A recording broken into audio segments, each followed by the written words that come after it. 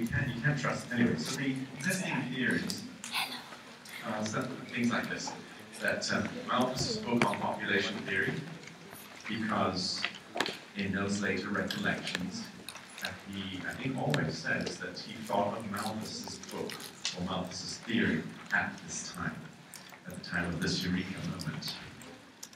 Can we really trust that? I'm suspicious, because the essay does not mention Malthus, and Wallace never mentioned Malthus until after he had read Darwin, who goes on and on about Malthus. So it's not an independent source, Wallace's later recollections, but most people have believed it for most of the time. But I just don't think we can be sure. The other one is that for many years, since the 1970s, people have believed that Wallace wasn't really on this little island of Ternate, he was actually on the island next door, and that it must have been the sight of the two different races of people that lived on that island that gave him the idea of struggle. Right? But I think I've now proved that he really wasn't Ternate, so that idea can't be right. And there's nothing about humans or human evolution in his essay. It's all about species and varieties in general. And he gives examples of lots of animals, but there are no people in it. And then other people have just speculated that, well, because he was lying in bed with his fever, maybe he was thinking about dying, and this made him think of natural selection surviving or not surviving. Did you notice that in the clip, he used the word mechanism? Now that's how you can spot a historical anachronism. That is something being put in the mouths of people in the past that they could not have said, or could not have thought that way. So this post-1900 expression of mechanism was it routinely is. You pick up any book or article on Darwin or Wallace and you'll have the word mechanism all over the place. Because nobody is aware that this is a modern term. Okay. So, Wallace's essay, which he writes up, let me give you my summary of it. He begins by telling his readers that there is a struggle for existence in nature, and only some things survive. This was not. Most readers get confused when they read this early section of the essay because they think he's talking about Darwinian natural selection. He's not. He's reminding the reader of a well-known topic. The idea of a struggle for existence does not come from Darwin. It was an existing topic that Darwin used and amplified. Wallace also used it, but he's here reminding the reader that the weak die and the strong live. The result of this well-known process in nature, the struggle for existence, is not natural selection, it's not evolution. It means populations remain in balance. That's why the world isn't overwhelmed with elephants or orcas or whatever. So then he says, now that I've reminded you, dear reader, of the struggle for existence and how it works in nature, I will make an important analogy with that to varieties. And that's where his natural selection discussion comes in. Environments are always gradually changing, right? Just like as Lyle's always talking about. So species will gradually become unsuited to it. So where do the new ones come from? Wallace says there's always lots of daughter varieties of every species, which vary. Right? Pink albinos and red beetles or whatever. If the environment changes too much, maybe the parent species will go extinct. And if one of those daughter varieties happens to suit the new environment, it will survive. It will then have replaced the parent species. And the others will have died out. As you see, there's a struggle for existence amongst the daughter varieties. That's it. So by reiterating that process of randomly different varieties out surviving the parent species, and then happening again and again, that is Wallace's theory of evolution. Let me explain that with like anyone no different. Okay, I'll explain that with the example of these tiger beetles. The clothes are So, extended. within 2 weeks of writing this essay, he writes a letter to the brother of his friend, Henry Walter Bates. He writes a letter to Frederick Bates. And in this letter, he makes a brief reference to a new theory. Obviously, it's this theory that he's just written down. Wallace's version of evolution by natural selection. And he says, he's referring to, this is what he says in the letter. It says, other tiger beetles are sea beach insects, singularly agreeing in color with the white sand of Sarawak, and another with the dark volcanic sand of Bali. And the 2 Lombok species were found always on the same colored dark sand. Another, the last Makassar collection, was found in the soft, shiny mud salt creeks, with which its color so exactly agrees that it was perfectly invisible, except for its shadow. Now this is it. Such facts as these puzzled me for a long time, but I have lately worked out a theory which accounts for them naturally. And that's it. He goes on to talk about more beetles or something like that. So this tiny little fragment is the only evidence we have from the time, rather than retrospective. So I'll illustrate what Wallace is saying with these pictures. He's saying that in all these different places where the ground was a different color, he found tiger beetles that matched it. How?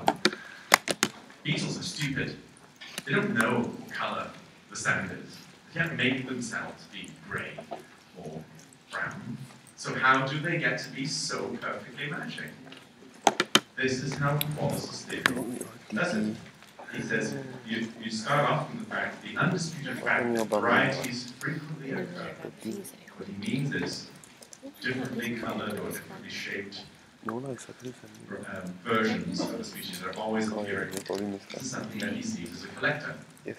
He's collecting 100 examples of different species of butterfly. He knows that sometimes he finds some with a different color or different wing shape or something like that.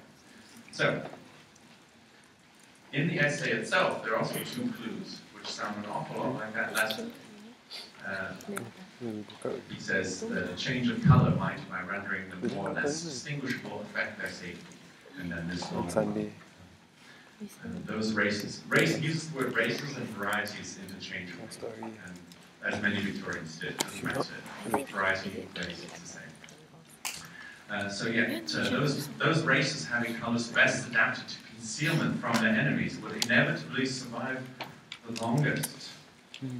So, this is how I would reconstruct Wallace's original theory before he's talked to Darwin. So there's the parent species at the top. You can just imagine it perfectly matches them up. Just use your imagination a little bit. I couldn't find one on Google that was exactly the same color, but okay. So then the environment, and then you have the daughter varieties. Okay, lots of different colors available. The environment changes. Oh, and then the parent species is now no longer suitable to its environment. Its environment has changed. So what happens? It dies out. And so do the other varieties. So let's say this one happens to match that background. And so it is naturally selected, as it were. So Wallace writes that this variety would now have replaced the species. Such a variety could not return to the original form, for that form is an inferior one. The reason he's making that point is that he's arguing against Lyell. Lyell believed that species could change a little bit to adapt to local circumstances, but they were a bit like a rubber band. You could stretch them a little bit, but not too much, and they were great. So species could only change a little bit. And Lyell and many others at the time believed that there was an inherent principle in living things that would bias them towards returning to their original form. There were various reasons why they believed this. They thought that if you took a domesticated animal, like a chicken or cows or something, and you and they were released to the wild somewhere, they would revert back to their original wild form over generations. That's what people believed. There was this inherent law of nature that would make them return. And that was used as an argument against evolution. Things can't just keep on changing and changing, because there's this tendency that they will have to return to their original form. So Wallace's brilliant essay is to show how that cannot be true. The variety cannot return to the parental form, because that form is now an inferior one. It would die out and bury in that direction again. So that this change must be permanent. And this is just one cycle, so if you reiterate this over and over again, you can presumably have change without limit. So, if we have Darwin's finches, why can't we have Wallace's titles? Anyway, you'll see this, if you go to the Wallace exhibition at the Science Center, you'll see lots more of this. One of my critics, one of these Wallace fans, absolutely loathes my time beetle hypothesis, and he's always attacking me for it. So maybe because he's an entomologist, I don't know. Anyway, he insists that Wallace had to have thought of Malthus, like he said.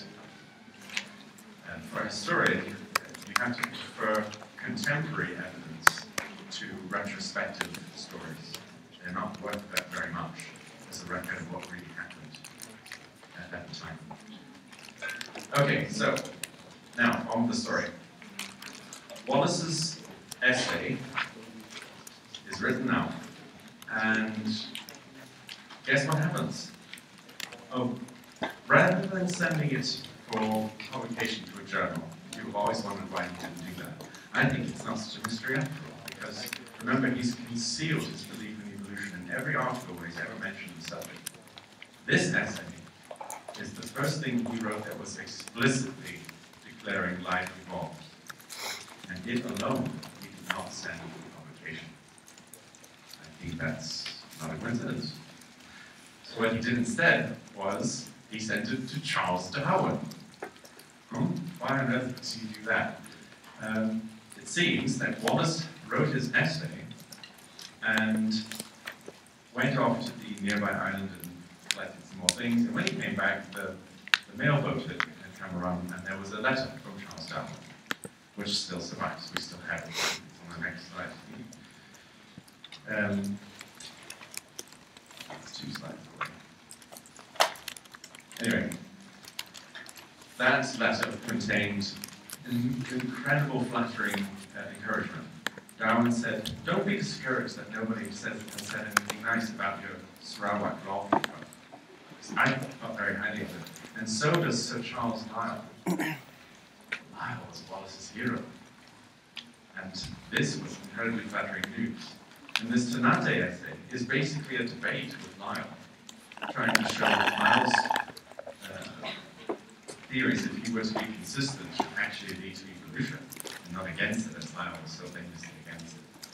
So Wallace decided, rather than keeping this essay, which seems to have been his original plan, he sends it to Charles Darwin with the request that if he finds it sufficiently interesting, it will be forwarded on to Sir Charles, because Wallace didn't know Sir Charles, and you couldn't really write to some high-status bigwig like Sir Charles Lyell if you don't know him. It's not proper. But he now has a way in, because he can send it to Darwin, and Darwin can send it to Lyell. So he sends it to Darwin, and this moment has been depicted, first of all, here in an oil painting, and it's in all the usual biopics and documentaries and so forth. The moment when Wallace's papers comes out of the blue and surprises Darwin. In fact, the way this moment has been depicted changes over time, like all histories do. So here, this one is from 1959. Darwin is holding up Wallace's essay, and he's how do you describe that look on his face? Interesting. And Lyell and Hooker have been imaginatively painted in by the artist. They were really there. It doesn't matter. Okay, now let's see how this was depicted in 1982. What's happened? I'm gonna watch it. Watch the whole movie. Mr. Wallace, what does it mean? My whole theory of natural selection, the work I've given my life to. He's got it all there. The whole essence of it. The moment that is published, it becomes Wallace's theory, not mine. All my originality is smashed. Charles, that wouldn't be fair. You thought of it years ago. That makes no difference. It's my own fault. Lyle warned me that it could happen. Well, it has, with a vengeance. He doesn't actually ask you to get it published, just to show it to Sir Charles Lyle. Couldn't you write back and ask him exactly what he intends you to do? And in the meantime, well... I could publish a paper myself. Sorry, of course you can't do that. Please, so simple. Very deep. Okay, so that's one way of representing or telling the story. Of course, completely fictionalized. So over time, this moment is being represented not as it once was, say, 100 years ago, as this amazing coincidence that the two men had these theories, such similar theories, and that Darwin was surprised and so forth. But as it's being retold, it's becoming more sinister, and it's being told as a sort of conspiracy theory, as it's just starting in this 1980s version. The more recent ones you see, they're more and more conspiratorial. Darwin is more and more upset as time goes by, whereas as we see way back in 59, he's not looking terrorized and upset here, he's intrigued. So nowadays, when you hear or see this event, it's some sort of dark, nasty story that Darwin is possibly guilty of doing something naughty, like maybe hiding it, or maybe even plagiarizing ideas from Wallace. All of these accusations have been made by various people. But before I forget, let's take a 5-minute break. And stop again. You know one thing I wanted to say. You don't ask it. Like annoying, right? What is this? Yeah, let's I cannot hear what he says. It's too like jumbled.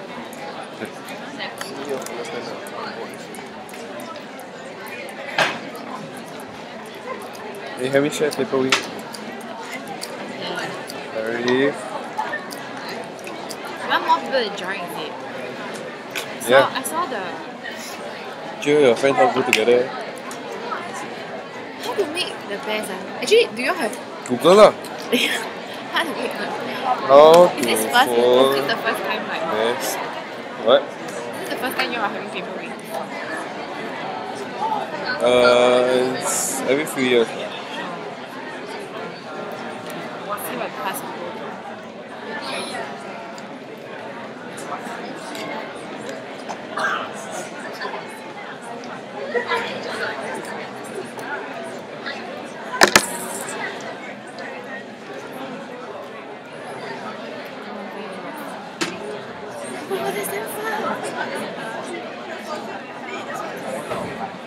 Oh my god, oh my That's god. freaking Oh, what the fuck? What the shit? Is that inspiring? Is that inspiring?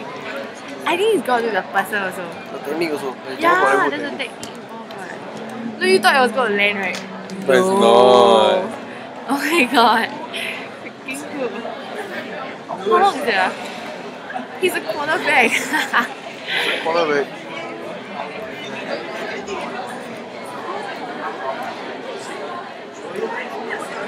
Okay, I feel like joining this competition. Exactly, that's why we're having like activations Yeah. to like let people try out, you know. When is it? 17 months. You know know Darwin midterm is 16 March. No, that's the age very close to you. Celebrate the end of your midterm lah. Okay lah. Even what do you sign up for? I don't know, I can't remember. Serious? Hey Darren, what do you sign up for like FYI stuff? Oh, yesterday I do, sir. Huh? Yesterday I go to sign up. Yeah, what do you sign up for? The storm thing and the light show. Okay, I haven't done it.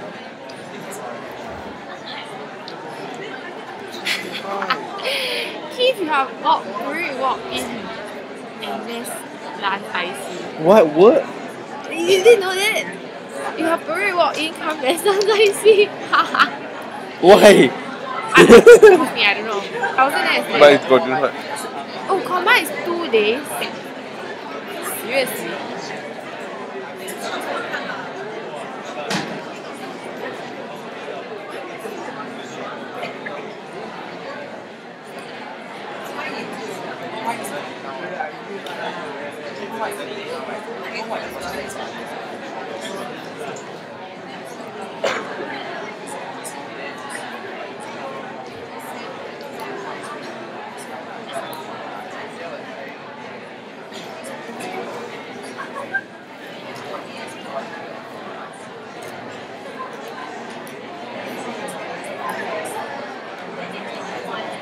What is storm?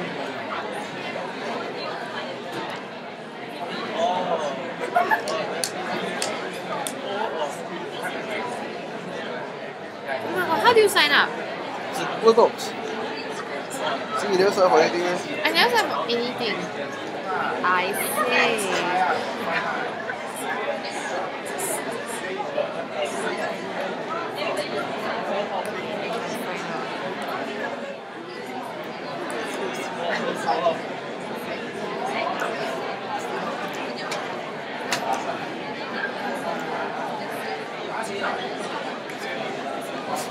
Fuck, them chimps here in this aeroplane. Oh my god. So many people already doing. Why am I the IC, ah? Like, out of nowhere. Jeffrey shouldn't. Monitored. I also want to do band. Band like fun, eh? Actually, also, but I think I Dance. You should do dance, ah. No one. Please, do dance. What is dating game? I have no idea what the dating game thing is. Actually, some of the thing Oh, really? Some of the thing I remember suggesting. What is storm? Okay, now when the receipt of Wallace's essay by Darwin, this is where all the conspiracy theories go. Walao, you're damn chim. My name is Natalie. You get more conceited about conspiracy theories. I might IC. He lecture is damn fun, eh? One of the most heavily contested stories in But why history might of IC? science. But it really shouldn't. I think dating game is so fun. So first of all, one of the longest standing don't know anything. myths was that Darwin lied about when he received the essay. And for some years there appeared to be reason to think that something was wrong. So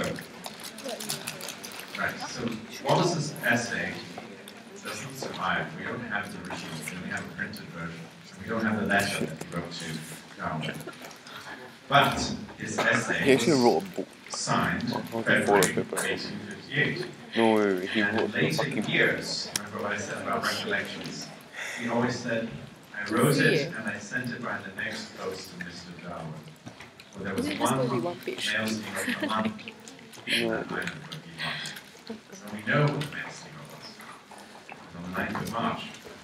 Well, that letter I showed you that he wrote to Frederick Bates, that was posted on the 9th of March. And it has postmarks on it that show that it arrived in London on the 3rd of June. But Darwin claimed, in his letter to Lyle, that Wallace's letter arrived on the 18th. Flower is 8 or 8. And that's something fishy going on. How can that be true? There's only one mail route. It's basically the same ships that Wallace had taken out to Singapore. So how can this be true appears that in fact, this letter and these postmarks have been reproduced jillions of times, slightly exaggerated, but reproduced a lot, and as if it were a smoking gun, proving that Darwin lied. As this letter to someone else arrived on the 3rd of June in London. Darwin said he got his on the 18th. How can there be a discrepancy? Well, a couple of years ago, I set out to solve this whole 40-year-old mystery. And there are several books written about this already by conspiracy theorists who are attacking Darwin and wanted to prove that he was a cheat and a liar and stole from Wallace, and that poor old Wallace really deserves all the credit. That's their motive. So this is the route that his letter took back, okay, across the globe. Well, there's more evidence to be considered, like other Wallace letters that were sent on. How long did they take, and so forth. And it turns out that the mistake that the first historian who put this forward was something, in fact, I didn't know the solution to this when I debated that conspiracy theories on TV. I wish I had. But I was right about one thing, which I kept insisting. You don't know when the letter to Darwin was sent. You're just assuming it was sent on the same day as this. If it was sent on the same day as this, then Darwin lied. But you have no evidence that the two letters were sent on the same day. It's just an assumption. And that assumption turned out to be wrong. Here's the solution. We know that Wallace was replying to this letter in which Darwin said, Sir Charles really liked your earlier paper. You cannot reply to a letter until you receive it. Well, from the postal history, we can work out exactly when this arrived on Wallace's island. So that's it, on the 9th of March. That's the day that Wallace's letter to Bates was sent off. And everyone assumed that Wallace's letter to Darwin also went on that day. But it could not happen. Because in all of Wallace's other correspondence that survives,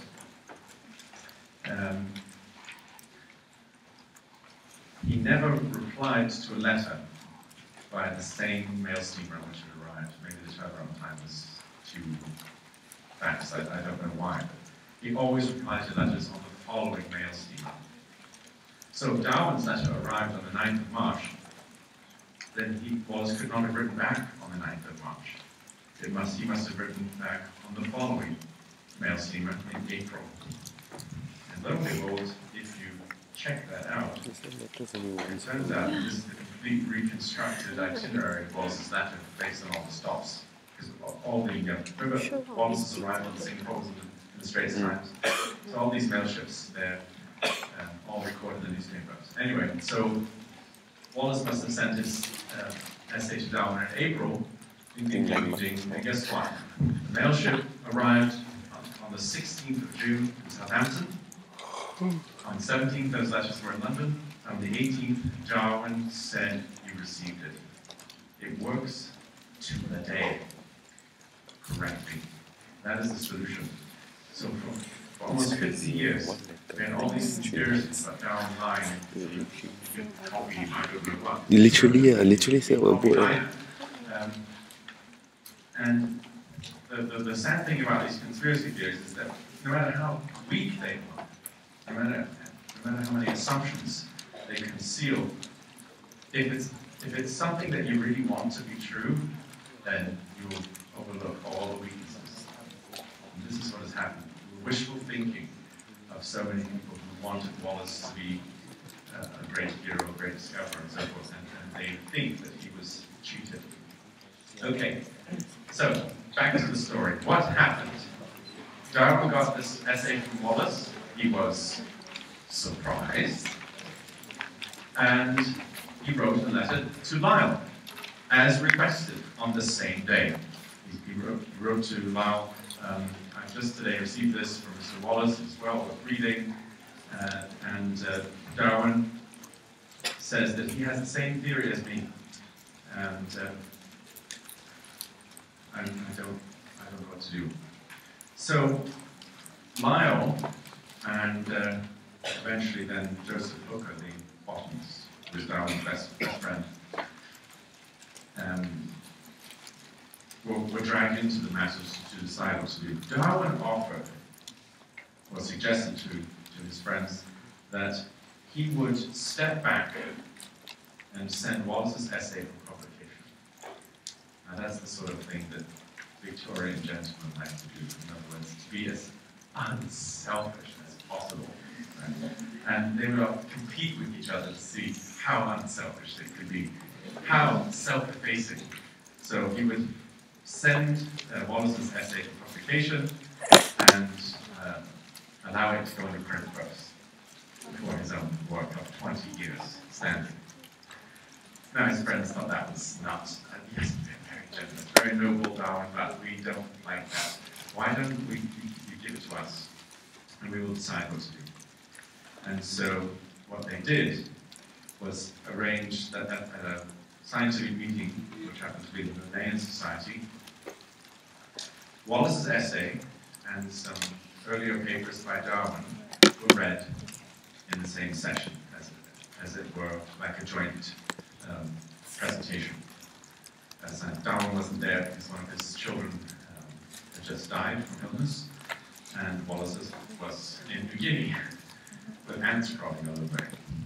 So the theory of evolution of natural selection, which is briefly outlined in these essays, was announced there for the first time on the 1st of July, 1858.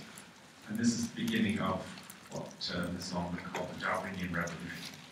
But nothing really happened, in the sense that the papers were brief and they're really quite hard to interpret and so forth, and no sort of revolution or uproar happened as a result of these papers being published.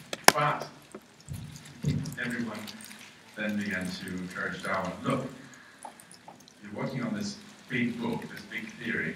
We'd really like to see a bit more of an overview while we're waiting. And so Darwin was then encouraged to write up what was going to be an article, and then a series of articles, and then it became a 500-page book. It became The Origin of Species. But here the conspiracy theorists are still having a field day, because they are very angry about this Linnaean Society arrangement. Very angry. They say that it was not fair to Wallace. They say Wallace's paper should have been published on its own, not together with something by Darwin. They say Wallace didn't give his permission. He did not. They didn't ask him about this beforehand, and that was wrong. So Darwin and his friends are morally culpable for promoting their friend Darwin and supposedly keeping Wallace down. I have no patience with these conspiracy theories because they're wrong. And they're made on the basis of complete misunderstanding of the conventions of Victorian science. So, was it wrong to publish about his existence? About 8:30. No, it wasn't. Watch a bit of all the time. If you send an essay to someone that is perfectly polished and publishable, they can send it to publication at their discretion. Everyone knew this. It was understood. The only occasion which it would not be okay is if you wrote confidential or private, or wrote in your letter, don't publish this, which they sometimes did with some things. But Wallace didn't do that with this. So it was not immoral or wrong to publish this. This is what Wallace wrote when he heard the news. It took a few months for a letter to get back to him by Hooker and by Darwin, telling him what they had done. And this is what Wallace wrote to his mother. Okay. I have received letters from Mr. Darwin and Dr. Hooker, two of the most eminent naturalists in England, which has highly gratified me.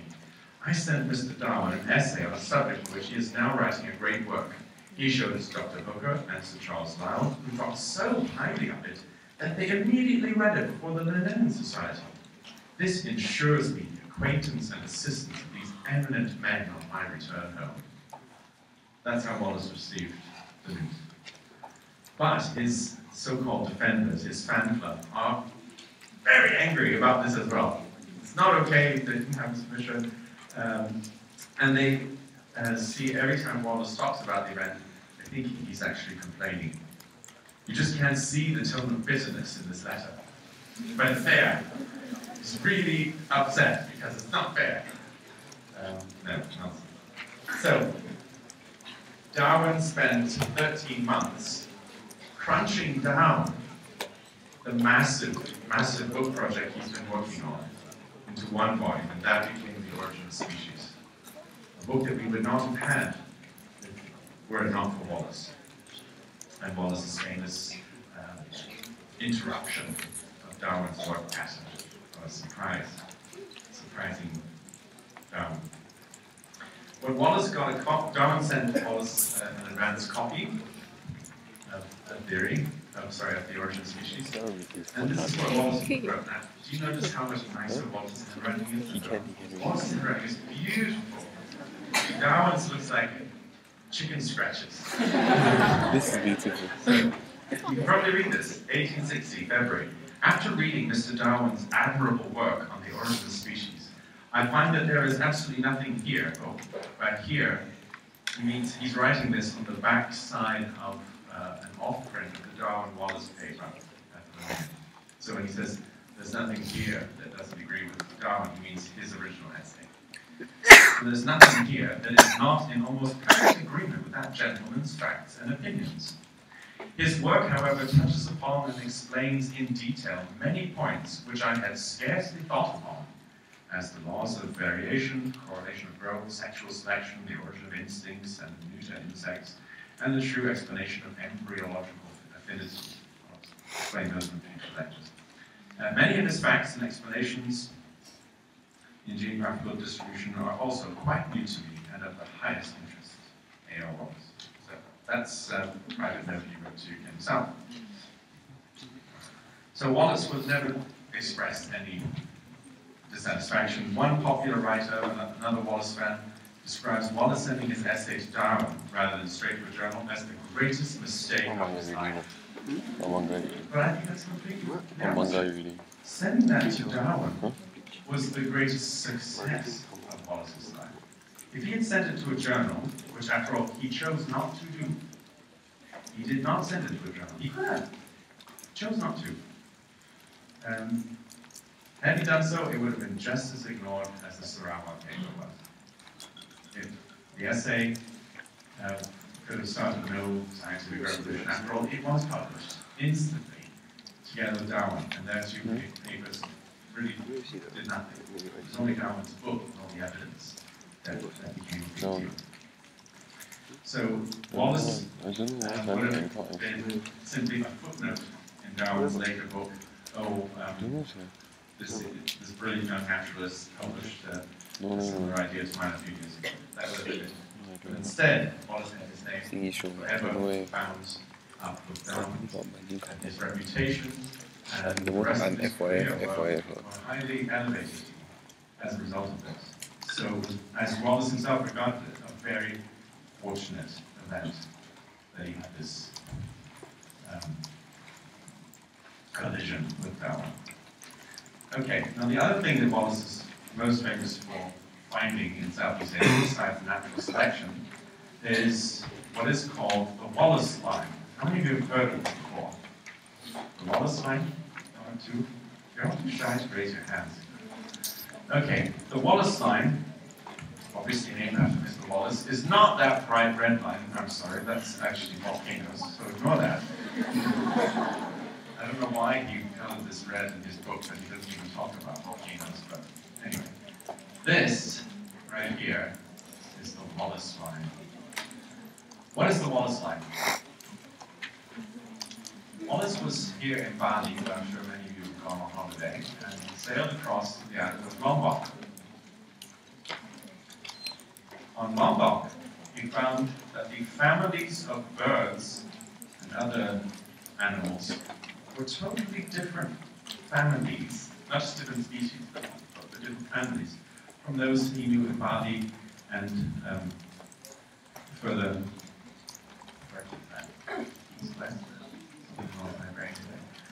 further that way. And what he found was that Australian families of animals, okay, live around here. Like you have marsupials like kangaroos and so forth in New Guinea and Australia, but never in Asia. And you have Asian things like monkeys and tigers over here, but never over here.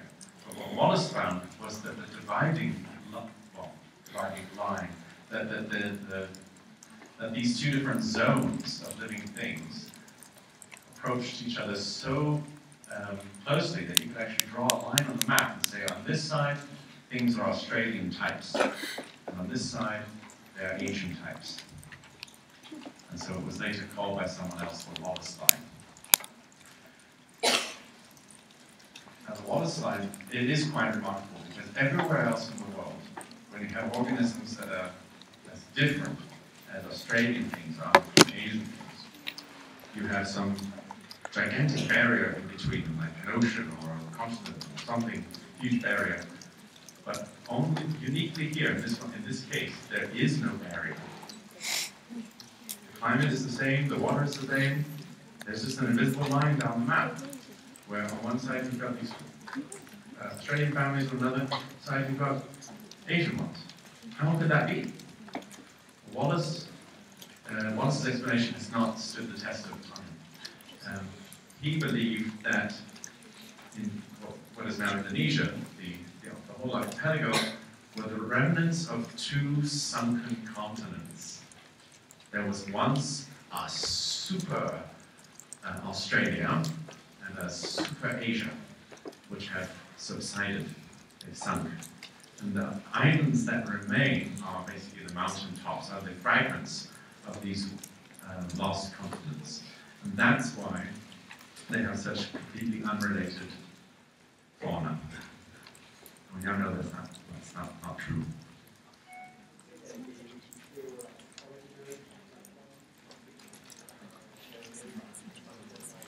Yes, Wallace thought that it was one, no, that there were two continents, and the line was seen in between them. We now know that that's the case, and why? It's because in Wallace's day, they knew very well that the land can go up and down, and has often done so. So that's what he speculated. What they had not yet imagined was that the surface of the Earth can move sideways, which it did.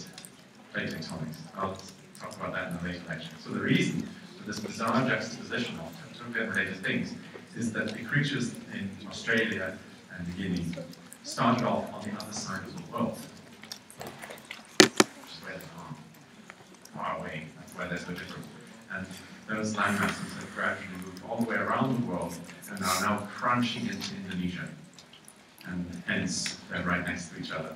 But they have things living on them that are totally unrelated, because they're from very different origins. So that's the Wallace line. Okay, so so Wallace finally gets back to England in 1862. So he was in Southeast Asia for 8 years. Darwin's book on the origin of species was published in 1859.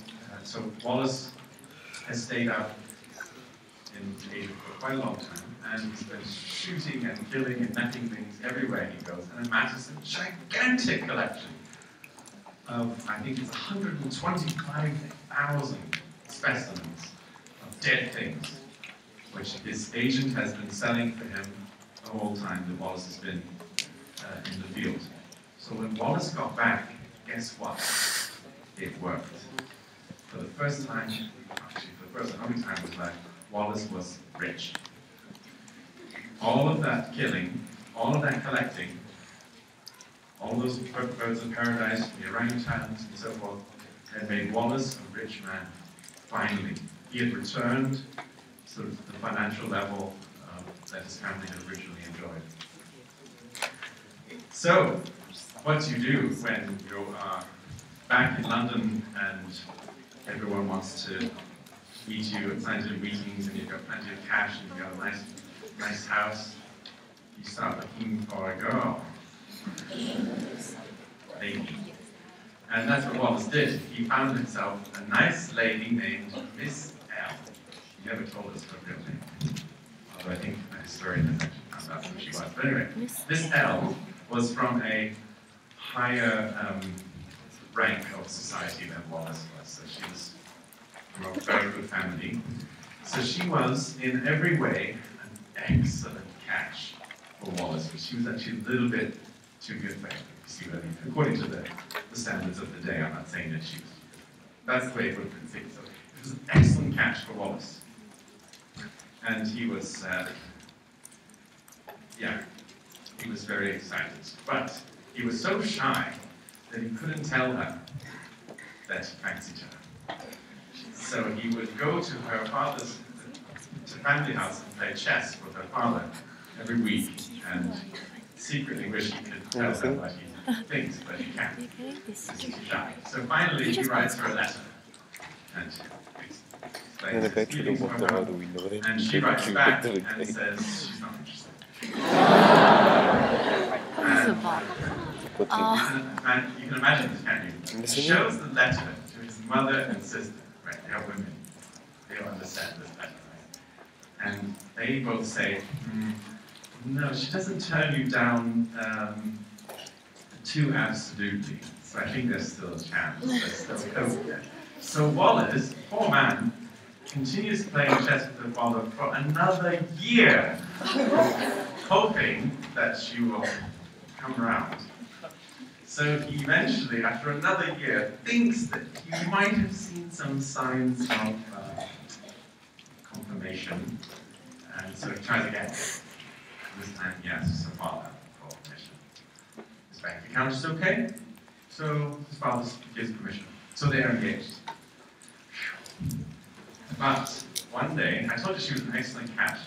Just a bit, maybe two out of 10. But one day, Wallace goes over to see her, and the unthinkable happens. She dumped him.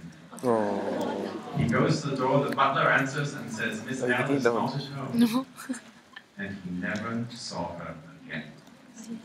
He got a letter explaining, which he thought was very strange. She thought he had a secret affair with someone, which he didn't. He was very, very upset. Anyway, he was totally gutted because he had been so in love with her. He had been chasing her for 2 years. And finally got engaged, and then she just vanished. So, guess what happened? He got somebody else on the rebound. Or she got him on the rebound, I should say. Annie Mitten, who was the daughter of another one of Wallace's friends. When memories of that, Right when they there. got married, Rebound. I thought it was first daughter. she was 18, Gillar. and he was 42. Well, at least it wasn't his first cousin. Sex best. Okay. She's 18. So, He was 42.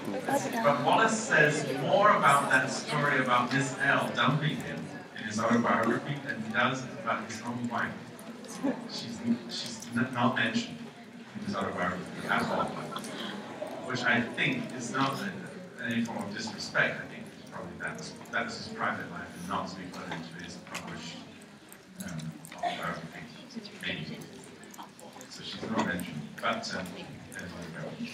So then, in a growing family, and Wallace was terrible with money, and he soon lost a lot of it from terrible investments, bad advice from friends. Oh, Wallace, you should have to invest in these stocks, they're fantastic. Cash gone, again, it's always losing money.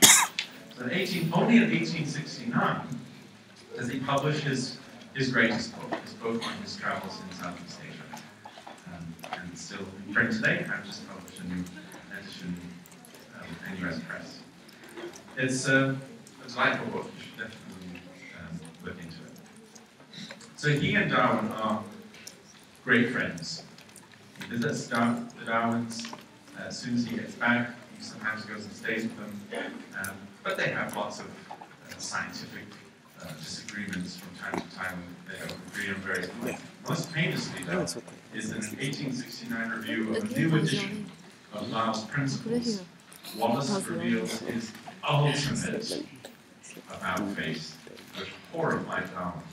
Wallace said that he thought that natural selection could not explain man, human beings.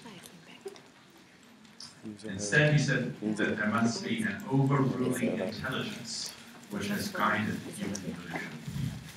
Wallace didn't think natural selection was sufficient to explain why we are the way we are.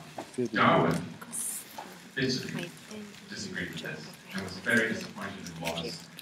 And Darwin wrote to him in a letter, "I hope you have not murdered too completely your own and my child," by which he means natural selection, being their joint theory. So they had to disagree on that. Well, I told you that Wallace believed in a lot of ways. And that is, I have to say, that is slightly odd. It is a lapse of logic. In other words, Wallace could not see how natural selection could explain human evolution. Therefore, it could not have done so. That's called the argument from ignorance. It's a type of logical fallacy. I can't see how that could have worked, therefore it could not have worked. So Wallace, I don't think, won very many converts to that thing. Okay, now, the time between Darwin's book coming out in 1859 and, say, about 1870, things had dramatically changed from the environment in which Darwin and Wallace were young, when evolution was considered totally taboo, totally stupid, totally ridiculous, and possibly even unethical.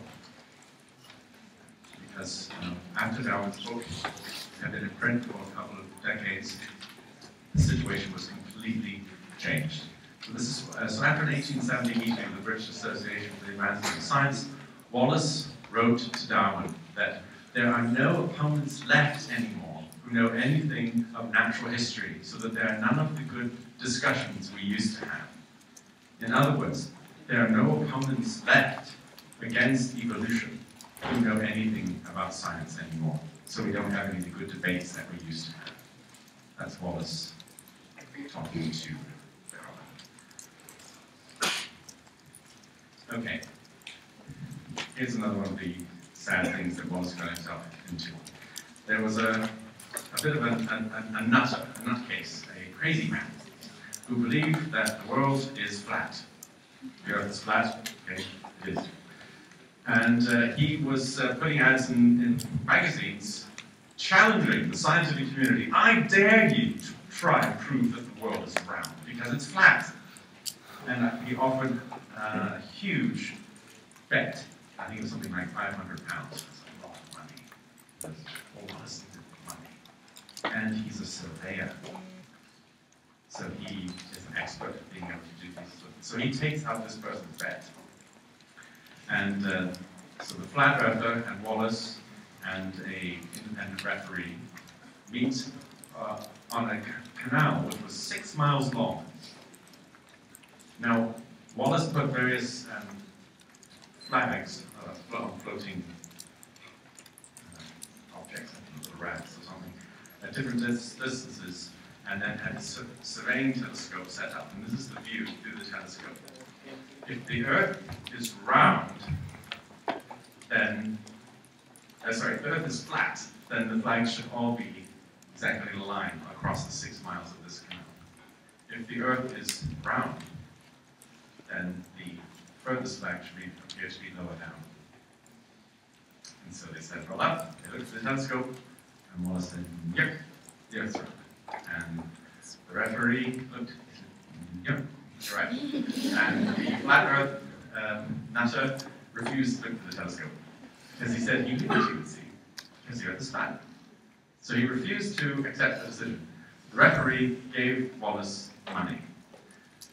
That was the worst decision of Wallace's life, because this madman hounded and persecuted Wallace for years. He was completely insane.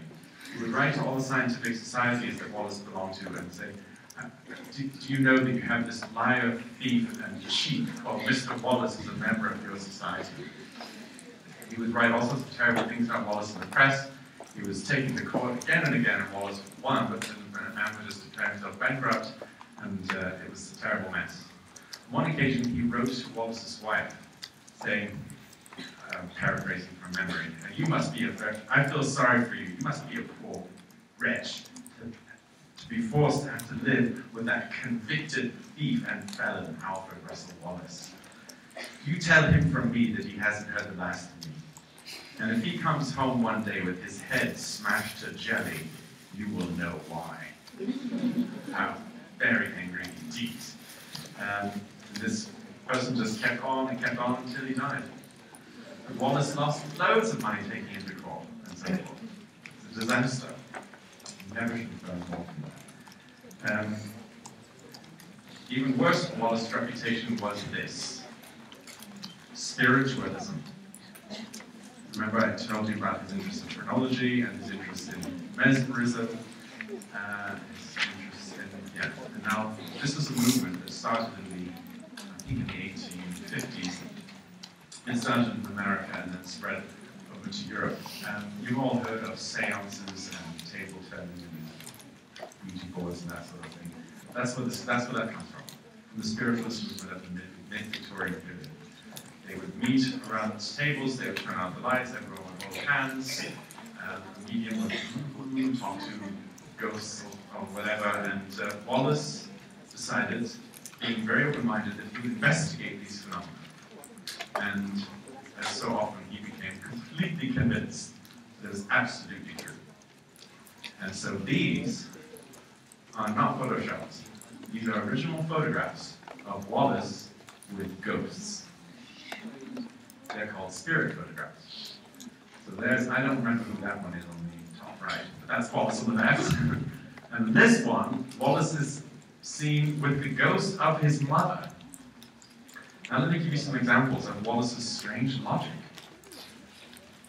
Now this one of the ghost of his mother, he was told by the medium the ghost of the mother is there, let's take a picture. Wallace said, then later said, it's strange, isn't it, that the ghost doesn't even look like my mother. But it was his mother. He was utterly, utterly convinced, never doubted it for a second, even though it is, of course, an outrageous fake. These are taken as double exposures.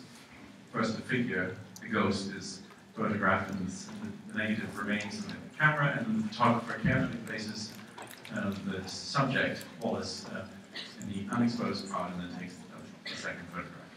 And so they claimed that the camera could see the spirits that we could see. So at the end of his autobiography, Wallace goes on and on about how spiritualism is the most important thing in the world, and that it will eventually be fully accepted. Darwin thought it was all a load of nonsense and would not go to a seance. And many other Victorian naturalists or scientists thought it was ridiculous, whereas others took it very seriously. Wallace wasn't the only one. One famous occasion, an American medium, a very famous one, was in the UK, and two scientists went along secretly to catch this medium in the act. And so the lights went out, everyone was holding hands around the table, and in the middle of the table were two writing slates, like little blackboards about this size, with a wooden frame around them. And they put two, one on top of the other. In between was a little piece of chalk. And so they're sandwiched together, these two writing slates. And while everyone's holding hands, the spirits are supposed to come and write on the slates. And then the lights can go on and we can read the message. Okay? That's how it's supposed to work. But the skeptics break ranks. They break the circle. And in the midst of the darkness, it is bang! One of the skeptics slams his hand down on the slates and finds the medium's finger caught between the slates where he has been cheating. He's writing with a chalk under his finger. So literally caught red-handed. So they took him to court as a cheat. And guess who appeared as a witness in the defense? Wallace. Wallace was unshakable in his belief that it was real, it was true phenomenon. He gave an example in his autobiography. Who's the one? It's It's the medium, right? Not him. As an example, just how believe to be true like that. spiritualism is. He described a room which he investigated to see if there were any secret passages and everything was sound. The medium was put into a little alcove in the room, say like this, but with a curtain in front of it. And so it's almost always a woman, by the way. I don't know why mediums were always women.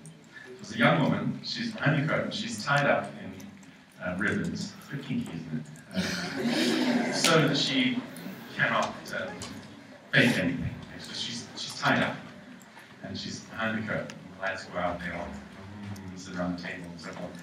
And then, guess what happened? This is Wallace's description. Came through the curtain and held out a note, and someone collected the note. And afterwards, when the seance ended and the lights came back on, there she was, still tied up in ribbon and so forth. So it must have been a ghost's hand that came out from behind the curtain where she was at. Anyway, Wallace gives what I'm still astonished at this.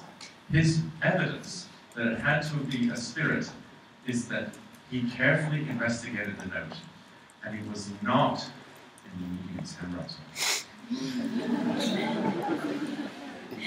So therefore, it must have been a ghost. He never considered any of the other possible explanations. Written by someone else, or changed the handwriting, or there are all sorts of possibilities. No, totally convinced. So these things did mar his reputation. I mean, quite a lot. Spoiler. Are you joining? Ankle spoiler, this before family channel. Charles Darwin died, Captain Darwin Spoiler. heard that Wallace was in My ankle spoiler. bad shape. Spoil. And so Really Darwin I appealed went for staycation this weekend. for Right? Prime Minister. He got all his powerful scientific friends to My join him staycation this weekend to get Wallace Friday, a state Sunday. pension Which for the hospital? rest of his No, life. Burning Hospital. £200 a year. So Wallace would be free from financial